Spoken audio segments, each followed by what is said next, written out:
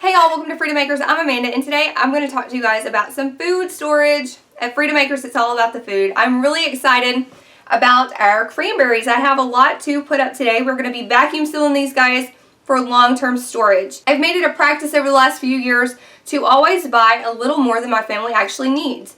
So right now we're consuming about a pint jar a week or so of dried fruit. Raisins and cranberries are our two most popular in our family. So this I preserved in September of last year. So I've still got several on the shelf, but my goal is to store up about a year's worth of dried fruit for our family. I purchased these larger bags. This is a 3.5 pound bag of cranberries at Sam's Club. I have 2 of those with me today. So I'm going to be putting these 7 pounds in jars. We are going to be using a desiccant in these to absorb any moisture that might get into the jars. We are in a high humid climate. And so if you are as well, you want to take that into account. We'll be vacuum sealing these, labeling these, and putting them in the pantry. Our family uses dried fruit in a lot of different recipes. I use them to bake with in our oatmeal, in snacks, on salads. Just grab a handful if you feel like your sugar is going low.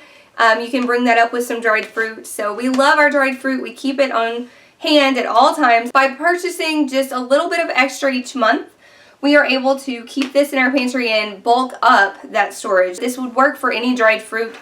You could use this method as well on things like chocolate chips. You can do anything that is shelf stable, really, you can vacuum seal. So I'm going to show you guys how I'm doing that today, and these will be good for our family for a long time. Alright friends, here we are at my dining room table. I had a paper towel over this because I have a fly in here somewhere and I don't want it to land on my jars. So these have been washed and sterilized. I ran them through the dishwasher last night. They're completely dry. That's very important. These are lids that I sterilized with scalding water. I did not boil these. I used some scalding water and then dried them completely. I had a paper towel over them earlier so that they would dry completely and nothing would land on them. You will notice I do have a glove on today. Sometimes I do this, sometimes I don't. I actually have a cut on my finger and I didn't want to have a band-aid on while I'm doing this, so I'm using a glove today. You want to make sure that you're being as sanitary as possible. I firmly believe that your food is only going to be as safe as your kitchen is clean. So cleanliness first. If you have any issues with some hygiene, like you have a cut or anything like that, or maybe you've been in the garden and you have some dirt under your fingernails or a stain on your hand or whatever the case may be, you want to make sure you're taking precautions to make sure that that food is protected. And I'm going to fill all of these jars just like I would for canning. So I'm going to come up to the shoulder of the jar just like I would if I was using my canner. You also want to try to do this on a day that is not really humid. You don't want to be putting up food if it's raining or anything like that, because the moisture in the air is going to be higher on those days and you don't want extra moisture in your jars. You may also note that I am not packing these jars down like I would if I was canning chicken, for instance. Because this is getting vacuum sealed, the air is going to be pulled out of these jars, but I have that one a little too full. I don't want to pack it in there because when I open this, I want to easily be able to shake it out. I don't want to have to use a spoon to get it out of the jar because they're all stuck together. Dried fruit will stick together very easily. Of my 7 pounds, this is all that's left. I'm going to use this to fill up the pint that is in my pantry at the moment. So these are all full. This is 13 pints. It would have made 14. I have some desiccants. I have 2 packets in each of my jars now. That's probably overkill. A lot of people don't even use these. You'll notice these from shoe boxes. It's just a gel silica desiccant. Here I have my food saver. I've got it plugged up. I have my regular mouth jar sealer here connected to it by this tube. This is that lonely jar that was to the side.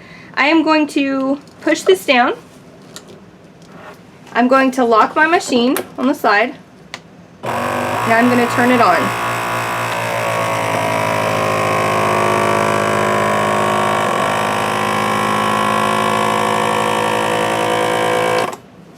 The sound changes and I hit the stop button. I find it's easiest if I unplug this first and then pull up on this. Otherwise it's near impossible. You just push the blue back in it. And then this is vacuum sealed on here. You can't take that off unless you really try with your fingernails. I know some people that do that, other people use a spoon. It is completely sealed. So that's done. I'm gonna take each of these from my box here and repeat the process. You just push this down, reconnect it. It stays locked. You turn it back on.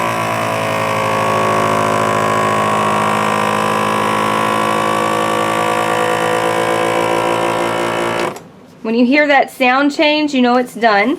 So you turn it off. Release that valve.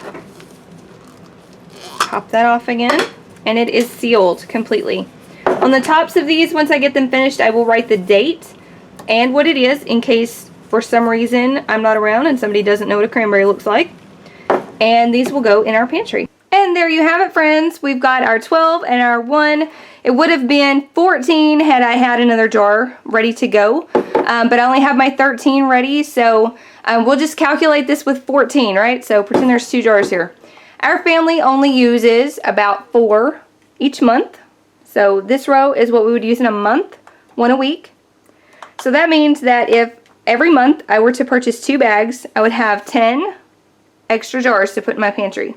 If you did that for 6 months, you'd have 60, which is more than enough for a year's supply. So if you are looking to bulk up your food storage and you have an extra $14, $16 that you can spend on your dried goods, this may be a good place to start. It's really easy to stock these up, and 6 months of buying 2 bags every month, you would have 60 of these. Right now, it is a huge priority for me and my family that we stock extra food. So starting with something like this that you can use in anything that's very versatile and has sugars and nutrients for your family is just a great place to start. So our little one loves this. My sunshine girl, she has these for snacks with things like peanuts or mixed nuts in the afternoon. She can have some string cheese with some of this, and she loves it. She's good to go until dinner time. We use these in baked goods, like I said, on salads. Just throughout the day, we use a lot of dried fruit. And so I think it's a great place to start if you're just starting to bulk up some food storage. It's really easy to put these in jars and vacuum seal them. I won't have to worry about these for years. These will last on our shelf for a very long time because they have been vacuum sealed and they have the desiccant in there. I hope this idea helps you guys get started. If you haven't already, I hope this adds to some ideas for you guys. If you have a favorite fruit that you like to put up on your pantry shelves for your family for hard times, let us know what those are in the comment section below. What you use them for, what your favorite is, and what your favorite preservation technique is.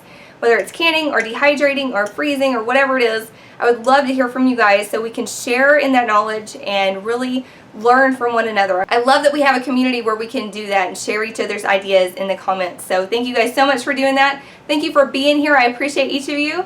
And I will catch you in the next video here at Freedom Makers, where it's all about the food.